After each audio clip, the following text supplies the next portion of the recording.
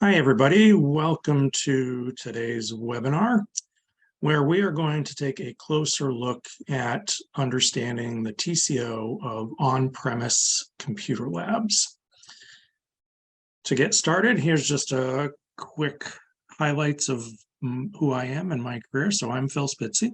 I am a solutions architect here at Apporto, and I have made a career both in IT and higher ed, managing desktops and VDI and working on AWS and helping hundreds of different schools around the country work on the development of a campus computing strategy.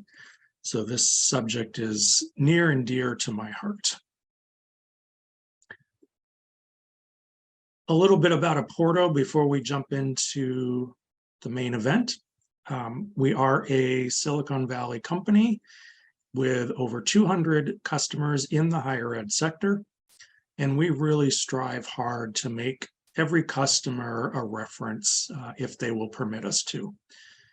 And that goes a long way to really holding our feet to the fire to ensure a great experience and a lot of success for our customers. One of the things that our customers really enjoy is how quickly we can typically onboard them. It's on average about 2 weeks, sometimes a little longer, sometimes a little shorter, but typically from PO to go live, you're in that 2 to 3 week time frame. Far faster and a lot less effort than a lot of the other kind of do-it-yourself type solutions that exist on the market. And we'll come on to more of what we do in a little bit. But some of those things include virtual computer labs, cyber labs, employee access, vendor access, and custom cloud desktops. So more on that in a bit. So what is TCO and why does it matter? So TCO is an abbreviation for total cost of ownership. And this is a method of measurement to include hard costs, soft costs, hidden costs, and typically satisfaction scores on any given solution.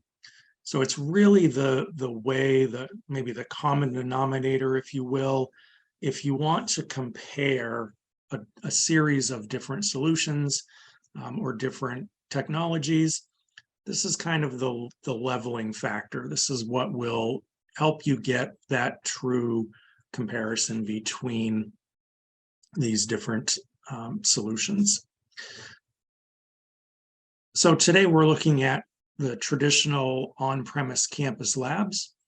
And I think it's important to recognize that, this is still kind of the de facto standard in higher ed. It's rare that we talk to a school that doesn't have some footprint of campus labs. But I think if you also look at the trends in the market, there's some definite swings taking place. So there's obviously a big push for BYOD support. More schools are trying to increase enrollment, and so there is a need for additional room space to teach those additional students in more classes. Students tend to like to work from anywhere on whatever device they've got. And the trend is still climbing for Chromebooks and Mac laptops on campuses. And it's getting harder and harder to deliver Windows-based software out to those devices. And so we still see a pretty large footprint of the campus labs. But the question is that an effective solution? Is that the best place to spend money out of an IT budget? And so we'll dig into that now. So when we look at TCO for campus labs, there are really kind of three elements that work into the equation. There's a hardware investment. Obviously, you've got to buy those computers and monitors and keyboards. There is an effort and cost to refresh the hardware. So those computers don't last indefinitely. It's not a one-time cost. It's really an ongoing cost. And anywhere from 2 to 3, 4, or even 5 years, there's going to be some number of machines on campus that are getting replaced. And so there's some ongoing hardware investment. Plus, there's the staff time and effort that goes into reimaging, preparing those for deployment, moving them around campus, et cetera. Once you've got the hardware, you've got to prepare it to be utilized by your students. So there's, again, time and effort to create gold images or potentially create application packages. Again, more time and effort to deploy and test. And then there is this factor of dissatisfaction on the student side. It could be around scheduling. It could be around the inflexibility of having to go to a specific room in a specific building at a specific time to use a piece of software. It's hard to measure, granted. Not all students respond to surveys. How do you quantify the level of dissatisfaction and put a dollar figure on it? May be difficult to do, but it is worth noting that there's a measurement that can be utilized there. If we look at a friendly Venn diagram, we're going to see, obviously, there's the hardware investment on one side, the staff time and effort ongoing on the other, and then the overlap, obviously, when those refresh cycles hit, again, maybe every year or every 2 years, where some percentage of machines are needing to be replaced. If we try to plug in some numbers to these different elements, I think we have found that on average, the hardware investment for a lab computer is around $1,200. Obviously, with the refresh, there is that $1,200 plus effort. Your gold images, there's the effort, deployment, testing, there's effort. So what's that number?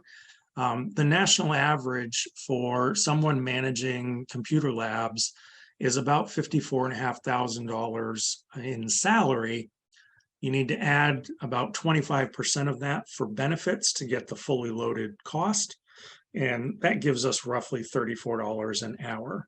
So you can factor in what is that time spent on those effort activities, the refresh, the gold images, deployment, testing, etc. So we're going to actually do the math using a calculator that you can get from our website. If you simply go to apporto.com, you'll see a resources menu that you can select. And then if you scroll down on that page, there's a tools section where you can download the calculator that I am going to walk us through right now. So this is our ROI analysis, and we're going to plug in some numbers. I've got 2 different scenarios to go through here, and we'll see what comes out. So all of the boxes at the top in white are items that you can manipulate and put your own numbers into and kind of zero in on your specific use case. For our first example, we're going to take a fairly generic example, probably a small to mid-sized school where they've got 500 lab computers. Again, their average cost is $1,200. They're going to push this as far as possible. So the depreciation cycle is 5 years. They're going to try and get 5 years life out of those machines. The FTE count of students at this campus is 5,000. And then real estate costs might be tricky to calculate, but if you work with the facilities department, you may be able to come up with this. We're estimating here at around $25,000 a year, and that's covering, the real estate, power, and the security staff that needs to look after those machines. Here we've got that effort figure. So this is the total cost of an IT person to maintain the lab computers. And from the figures earlier, it comes out at about $70,000. And that again is salary and benefits. Still, total tuition costs, we're calling this 40,000. And then the number of hours in an academic year, if you count the spring semester, the fall semester, and then a few sessions over summer, you end up with 1,500 hours.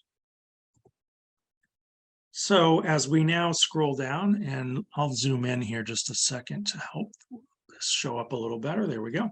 So your annual depreciation, again, if you've got these machines that you want to last for 5 years, we're going to write off about $120,000 in cost per year. However, that doesn't take into account refreshing those machines. So once we get to year 5, we need to start replacing these, and maybe even sooner. Maybe we want to stagger this expenditure and we want to replace, maybe it's 100 machines every year, and that way we've got kind of this rolling average life of a machine out on campus. So that doesn't really come into play with this calculator. We've got the IT cost here, where we are looking at the person maintaining the labs plus some help desk folks. There is going to need to be some break fix budget. Those machines aren't going to last in perfect condition for 5 years. So we need to have some amount of budget set aside for the annual or potentially periodic repair. There's also the need to protect those with antivirus, and maybe even you want to use a product called Deep Freeze, where you can reset those machines after each use back to basics. So that's included in here as well. Here's our real estate costs. If we move to something other than a physical lab, we can reclaim some of that money. And surprisingly, we come up with this figure here. So the full annual cost of running a computer lab or this set of computers in labs on this campus is $235,000 per year. And that typically is much higher than what people expect. And that is, again, because we're talking about this in terms of total cost of ownership. Again, you've got to factor in the soft costs, the hidden costs, et cetera. And yes, on the surface, just buying the computers might be cheaper than other solutions, but it's, again, that total cost of ownership that you want to look at when you're comparing solutions. We've taken a stab here at trying to calculate what the savings might be in terms of student productivity if we move away from a physical lab. Honestly and quite candidly, this is a guess. But again, it adds a number, it adds a figure of value to what might occur from a student perspective. What might the benefit be to being able to access a virtual lab anywhere, anytime? And then by way of comparison, down here, using our service with virtual computer labs instead of physical computer labs, the annual cost is almost half of what the physical labs would be, which again might be surprising to some, but we spend a lot of time and effort coming up with the right cost model, particularly for higher ed, and making sure that it's a great service, a great student experience, and is in fact, from a TCO standpoint, cheaper than physical labs. All right, let's run through another scenario. This figure, by the way, these Apporto desktops are going to be kind of mid-level. So they're a generic desktop, typically 2 CPUs, 8 gigs of RAM. Again, that kind of traditional generic, all-purpose type desktop. So I want to run through another exercise with a slightly different scenario where we're going to look at some more high-powered machines instead. So this might be, let's call it a college of engineering at a university. And in this case, it's not a huge school, it's a medium-sized school. So they might have 100 lab computers for their engineering students. However, the average cost here is quite a bit more, and we're going to put it at $3,000 per machine. And that's because it has to have a GPU, it's got to have extra memory, it's got to have SSD hard drives, because they're running things like AutoCAD and Inventor and SolidWorks. So very heavy duty applications that need that extra horsepower from that more expensive computer. In addition, they're only asking these machines to last every 3 years. Again, that horsepower is required, and the software vendors are looking at always looking at the newest hardware, and in some cases requiring that latest hardware. So we can't leave those machines out there quite as long. Again, a medium-sized engineering school, so the total number of students who use these is only going to be 2,000. Real estate costs, again, it's a small setup, so maybe it's only 10,000. We still have the cost to maintain those in terms of a person's salary and benefits. Tuition is going to be about the same, and then the same number of academic hours, obviously. So here we've got an annual depreciation of only 100,000. We still have that labor for the person looking after the labs as well as the help desk. We have a slightly smaller hardware repair budget and antivirus budget.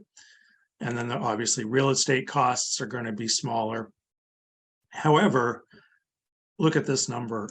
It's still almost $200,000 to manage these labs. It's only slightly less than what we saw before for those general purpose labs. And again, most of that is due to not only the higher cost of those high-end machines for the engineering software, but the fact that we can't leave them out in use for that long. There may be an opportunity to move them to a different area of the school, and so we're not going to have to wipe out that cost completely, but it's still very expensive. Again, we take a stab here, and this number is actually slightly wrong. So again, this is still using the calculation of a kind of general purpose. So I'm going to just manually type in a new number, which is 72,000 per year.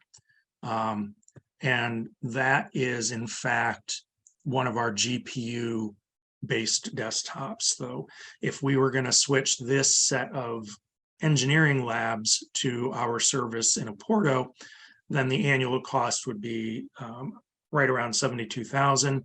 The specs on these machines are quite nice. So we're looking at 4 CPUs, 16 gigs of RAM, and NVIDIA Tesla GPU cards. So really nicely spec'd, and will match those original high-end machines. And again, a fraction of the cost of those physical computer labs, which again, folks might find surprising. All right. So again, you can download that from our website. Again, it's just going over to apporto.com, clicking on the resources tab, and then scrolling down to the tools section, and you'll find that ROI calculator that you can download, have a play with, and plug in your own numbers. So why consider virtual labs? Why consider even moving away from the physical world, the physical labs, to virtual labs? I think this quote from a recent survey says it all. 84% of university students believe that remote access to computer labs is important to their education and could improve their performance. 84%, that is a very big number. And that really kind of sets the scene and really supports the direction that we've seen the market moving. So let's talk briefly about some of the benefits of our service. So for students, everything is accessible from a browser, and that really opens up the world from a digital equity of access standpoint. Chromebooks, Macs, Linux, Windows, old Windows machines, maybe hand-me-downs from a sibling. It really doesn't matter. It's browser-based access, so anything that can run a modern browser will work just fine. I'm going to show you in the demo in just a second. We can do those GPU-enabled apps like those engineering apps that we talked about. We have a very light bandwidth requirement.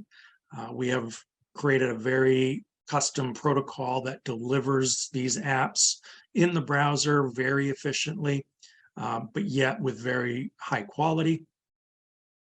And then to make it easy for students to access and save their work, we have a very nice cloud storage utility that I'll show you. For our faculty, we have some really nice LMS integrations. We have a great feature called Virtual Classroom, and I'm going to be doing a webinar on that in the coming weeks. So keep an eye out and we'll do a deep dive into that feature. There's interactive chat built in, so students can work and chat with each other if they're collaborating on a project, or they can chat with their faculty if they're in a lab session and ask questions. We also surface faculty analytics. For the IT group, we can deliver Windows, desktops, Linux, Mac OS, and even hybrid. And then we can present all of this as a managed service. So the way we like to think about that is just an extension of your IT team. We will do as much of the work as you want us to, or you can continue to maintain some of that yourself. It's very easy to do with our platform. And then for the CIOs and CFOs and decision makers, we're presenting the service with a low predictable annual cost. And those were some of the numbers we saw in the calculator earlier. So it's very easy to budget and plan for. Looking at it from kind of a side view, everything below the orange line are the activities we're going to take care of for you and our customers in the cloud. And then above the line, you'll have access to a simple web console where you can manage your users, groups, applications, and images. And then ultimately at the top, all of your users are going to get this really fantastic cloud desktop solution in their browser. We like to sum it up just as briefly as possible: Wi-Fi, browser, and you're done. It just does not get any easier than that with all of the solutions that are out there. So we're going to do a quick live demo just to kind of show you what we're talking about. We'll then wrap up with some questions and we will have you on your way.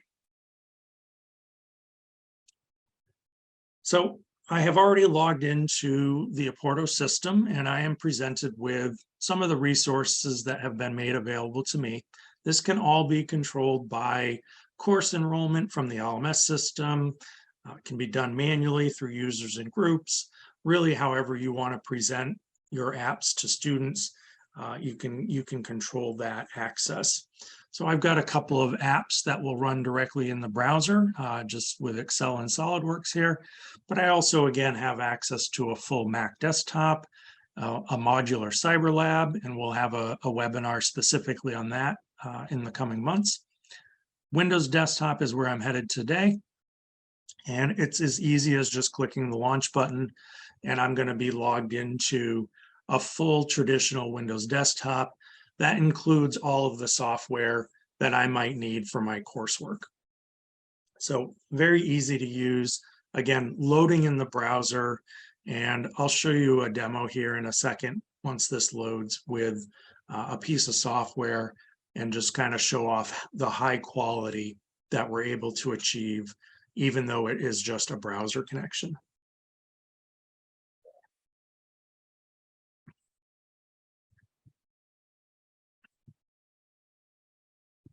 Couple of other features while my desktop comes up here. We have the ability to upload and download files. We have a share screen function so that if a student wants to share their screen with another student, again, for maybe collaborative work, or with their faculty member, they want to understand, ask a question and get a better understanding of an assignment, can do that as well. And here we are at my desktop. So the first thing to show off just quickly is, I mentioned earlier, we do offer the ability for students to log into their cloud storage. And this is going to be a persistent connection. So once they have logged into Google Drive or OneDrive or Box or Dropbox, etc., every time they come back into Apporto, that connection will be there. It makes it really super easy to open files, save files, etc. And then for our demo, we like to do a quick showcase of a pretty heavyweight engineering app called SolidWorks. This is 3D modeling kind of at the, the highest level possible. Engineering firms all around the world usually use this when designing machine parts or entire machine systems.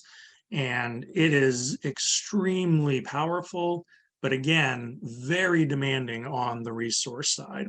Again, this is why engineering schools are buying those high-end machines for their labs. So here we have who I think to be the true hero of Star Wars, and we'll just do a quick example of rotating and zooming around this model. And what you should see is a very, very smooth experience. Again, that is a lot of the development we've done to make sure that even though this is running in a browser, it's what we call a near native experience. So it's as good as you can possibly get from the cloud and not have to go and buy, a $3,000 laptop and install that software locally. I can also zoom in and with very high level of fidelity, be able to interact with individual surfaces, components, and edges, and that kind of thing. And it is really no struggle for me at all to be able to highlight and select these individual pieces or surfaces. Again, it's that near native experience that we're able to deliver.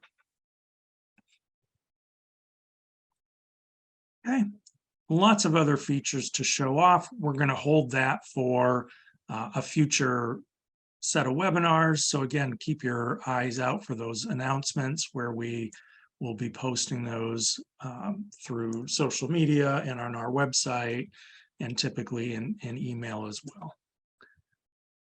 So with that, we'll move into questions and answers. And helping me out on the back end today is Connie. So Connie, I will call on you to see if we have any questions. Absolutely. Let me take a quick look. Okay. If we use Apporto in our labs, do you think we can skip a refresh cycle? Yes, very good question. And answer is absolutely yes. And you could even go a little bit further than just skipping a refresh and try to extend the life of those machines for as long as they'll last, or if you're on the Microsoft platform, for as long as that version of Windows is supported. Even as another alternative, you could potentially re-image those machines with a free Linux version. Again, all that is needed is just a browser to connect to the Apporto system and our desktops. So yeah, there's a good opportunity there to not only skip some refresh cycles, but potentially eliminate them, at least in the short term, and then look at some cheaper hardware options in the long term. Thank you. We have another one.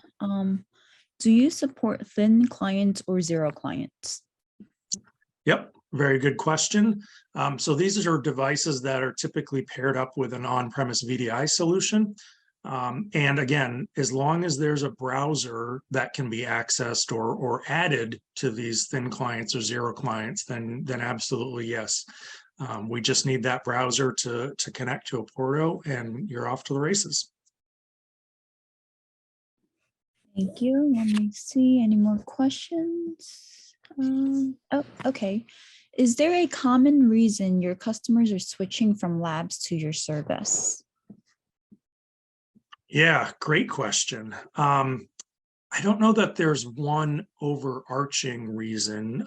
It typically tends to be a combination of maybe three different reasons. And I alluded to this earlier. And it really follows, again, the market trends that we're seeing. So number one is the ability to offer better support for BYOD. You know, lots of students coming on campus already have a laptop of some kind, and their preference is to use that instead of going to a lab. So again, as long as it's got a browser, and most laptops, or if not all laptops do, they'll be fine. Second is that trend of trying to reclaim the kind of the real estate on campus. If you've got 4 or 5 labs on campus and it's a room full of computers, how many more students could be enrolled if those spaces could be converted to classrooms, and faculty could hold classes in there, and thus increasing the revenue stream for the school. So that's another reason. And then I think the third reason is kind of dovetails to the BYOD, but it's being able to support students from all walks of life, regardless of what device they come to campus with. And so, again, thinking about Chromebooks, hand-me-down Windows machines, even tablets, right? Again, if it's got a browser, it can connect to Apporto, and then they'll be able to access that environment and use all the software that the school would like them to. So again, it's kind of a combination of all three, but those, again, are the trends that we're seeing across the market. Thank you. Let me just see if there's any other questions. Looks like that's it. Great. Well, if anything else comes to mind after we close out, please don't hesitate to email us. The best address there, sales@apporto.com. We'll get your question routed to the right person. Could be me. And we'd love to connect and see how we might be able to help out. Awesome. So with that, again, thanks very much for joining, and we will see you on the next one. Thank you.